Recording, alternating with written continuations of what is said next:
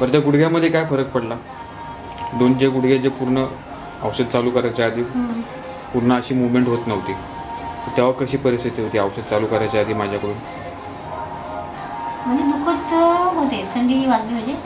आता एवढं नाही दुखत. आता नाही खूप दुखायची. हां आता नाही दुखत. तेव्हा गुडघे असे आता ज्या पोझिशनमध्ये राहतात ना पाय, तेव्हा कशी पोझिशन असायची पायांची?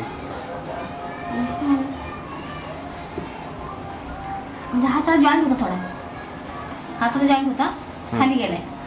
अच्छा, हे दोन्ही गुडघे पूर्ण असे एकमेकांना चिटकलेले होते, असे उभे होते, असे उभे होते. तेव्हा तुम्हाला एका कुशी बदली करता यायची का? आता फ्रीली तुम्ही कुशी बदली करू शकता एका कुशीवरून दुसऱ्या कुशीवर.